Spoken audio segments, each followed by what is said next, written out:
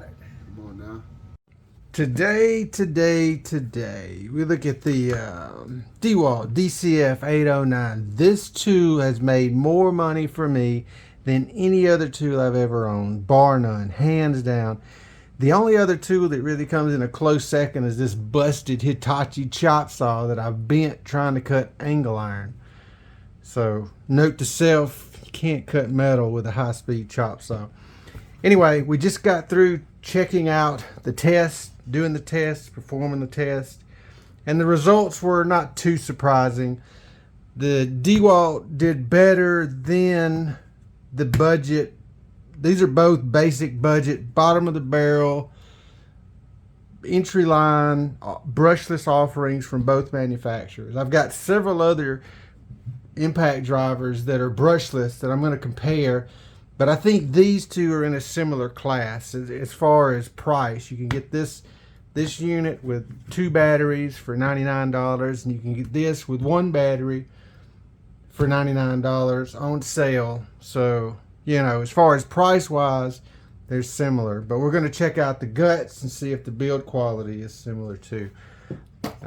So popping the clamshell open, we're going to take a look at the innards. So right off the hop, come on, there we go.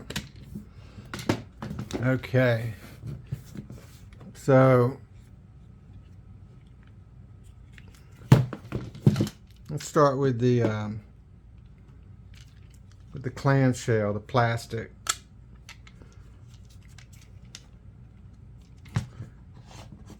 Well, this is definitely a much stiffer part. You can see that the walls are thicker. The ribbing is more significant. The this is what is this? This is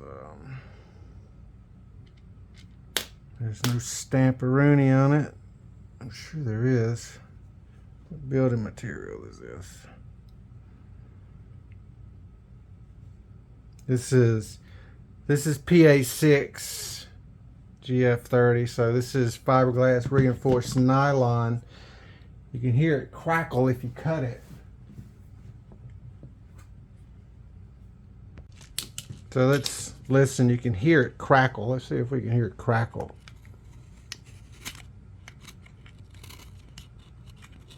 Is that where the deal is? Can you hear that crackle? That's the fiberglass crackling as I cut it with my razor blade. Both of these I'm sure are PA6. I'm bewildered why there's no stamping on this part, but you can see that this is a more complicated part, more expensive to process. This has got a TPE overmold, so that's thermoplastic elastomer. I'm sure it's butylene. The problem with butylene is that when you get petroleum on it, it starts to stink and gets all hemorrhoidy, and it just smells like human vomit because the butyl acid starts to off gas out of it, and it smells absolutely wretched. If I'm not mistaken, this is not butyl. This is a this is nitrile rubber. So this is a different. This rubber is like a synthetic latex. It's a substitute for latex. It's not as comfortable, not as soft, definitely not as comfortable a tool to use for sure. But you know, at first glance, this appears to be a more expensive part to process. You can see the overmold, the through holes and the anchor points for the overmold is just more substantial. It's more complicated, costs more to produce this part than this part. I'm assuming, I'm no expert, but I'm just speculating. Anyway, we have our review, so if you want to leave your review, go to the website, review.wfskills.com. But we have 7 different categories that relate to the drill. So the first one is, of course, innovation. When it comes to innovation, I would say that both of these tools are fairly similar. They potted the electronics, that's excellent. There is a Milwaukee, the budget Milwaukee impact driver. It's just bare bone. They just left everything hanging out in the open. They put all the money in the motor, that's probably what I would do if I were to design the tool. So I gave this tool a 6.1 on the innovation scale. There's nothing particularly science fiction about it like there is this one. This is the rigid Optane Optimus Transformer Edition. You can see that it's got all the frickin' bells and whistles. Get out of there. But it's got this, the buttons that do the things, and then it's just, man, what a complicated tool. This has none of that. There's no switches. There's no changing gears or whatever that does. There's no buttons on the that does anything. It's just a basic brushless DC motor, I'm thinking. And then these copper blades are nice. You know, this is just, looks like to be zinc plated, maybe. Kind of cheap, anemic little terminals.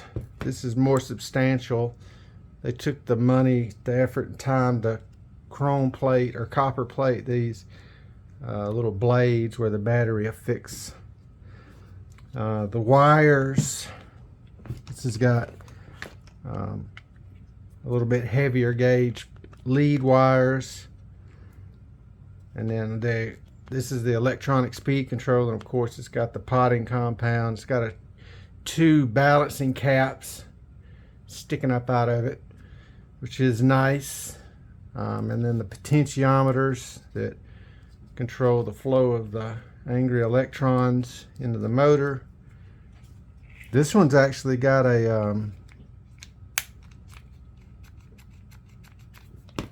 look at that. It's got a bellow on it to protect from grit and grime. You can see this is the sensor. This one's actually a different design potentiometer. You see how this one is pure sensor output. It's got this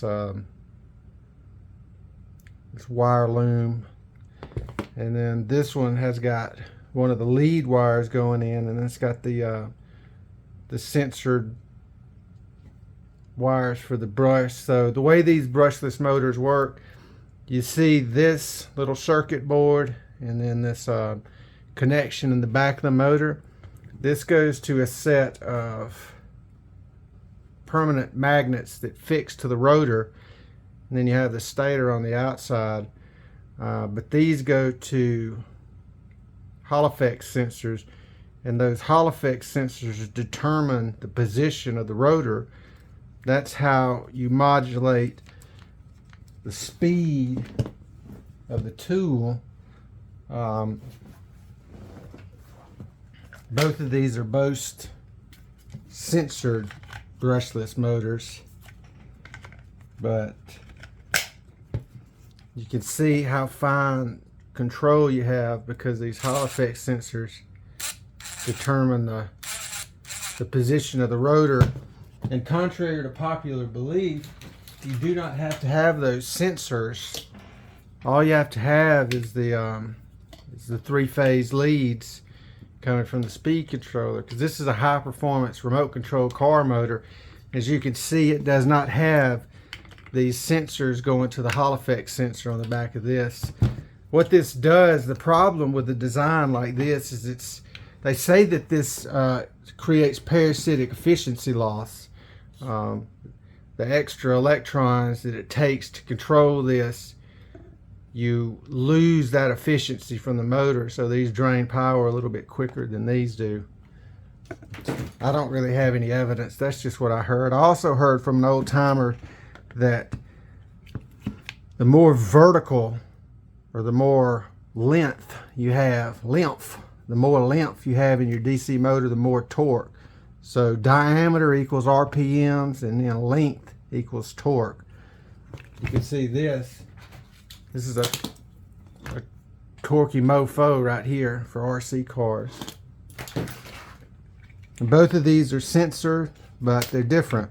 The sensors for this one's at the back of the motor. The sensors for this one appears to be at the front, but this, I'm assuming that this is censored. You see the balancing caps on this one It has the 3 different ones, and then the anchoring point for the drive unit. This one's connected. I'm sure I could take it off. Might as well take it off. Let's see if we can't figure out what the RPMs of it is versus box specs.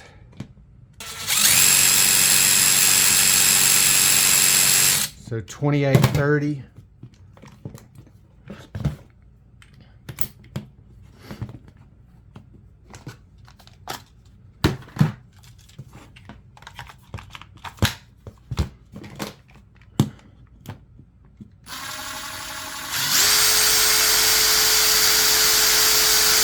This is 2895, so a little bit faster.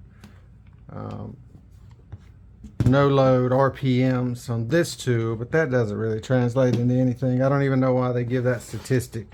It doesn't have a lick of anything to do with the performance of the tool. And then we have the hammerhead assembly, and it uses nice high quality molybdenum disulfide grease. You can see the hammers here. And this is powdered metal, so sintered metal. So the way they create this, it's almost like a injection molded metal part, like plastic. They squirt the metal into a mold and then they heat it up. It's almost like a vulcanizing process for alloy. It's not a bad looking part. You have this ring gear, so it's a single speed gear reduction. Then you have these are also powdered metal planetaries.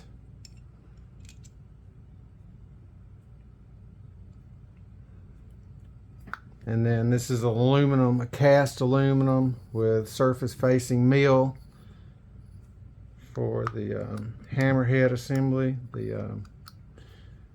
Another thing that's interesting about this, and I think that all Dewalt drills that I've tested have the auto coupling. So you just yeet the thing in there and you don't have to detent the collar. And then these have, can't really tell how many bearings they are to hold it in there, but that's a convenient little thing, certainly not an afterthought. And then this one, oh, it's got the same deal. Okay, well now we know. So if I were to say which part costs more, I would say that this is the more expensive tool, to manufacture. So innovation 6.1, performance 5.4. It's definitely nothing to write home about. The value, so this is about $100 tool based on the performance. Another thing that's interesting about this is I have not had good luck with these things standing up to a lot of abuse. So if I whoop on these tools real hard, they don't bounce back. I've had to return 2 of these because the chuck busted. I couldn't get my bit out. And as you can see when reviewing the drag races, or just the driving the screws in, on the 3rd run it had really run out of steam. I don't know if it hit a hot spot or a knot in the wood or whatever, but the 3rd run, and those results have been fairly consistent in my testing. This tool does not do well if you're going to beat on it over and over. The electronics, I'm not, the electronics are not awe-inspiring, but they're certainly not bad. They went through the trouble of potting the electronics, so if you get it wet and you don't try to run it wet, it should survive. The potentiometer in this tool, they did include the bellow for dust ingress to prevent that. It's just that they've cheaped out on the terminals where the transmission point is for the battery. They use these nice little copper blades for more efficient flow of electrons to it. They used a lot of staking. You know, they staked on these. It's a smaller circuit board, and I don't really know what that means. It may be good or bad. So build quality, you know, it's you know, not great. Build quality, it's actually actually it's the build quality on this tool is excellent. It's a very comfortable tool. Durability wise, you know, I gave it a 4.9 in durability, and then a total score of 6.4. If you don't agree with my score, that's cool. Go to the website, leave your score. So that's it. If I were to buy these tools, I would say this is a superior tool to this one, but not by very much. If you could get this at a great deal, you might want to pick this one up. Unless you're already in the Dewalt ecosystem. You know, if you already have a bunch of batteries and a bunch of other stuff and you just need an impact for casual, not something serious, this is a good offering. It's certainly not a bad tool. I haven't had great luck from the other ones that I had, but you might have better luck. Anyway, that's it. Signing off. I'll be back with more reviews soon.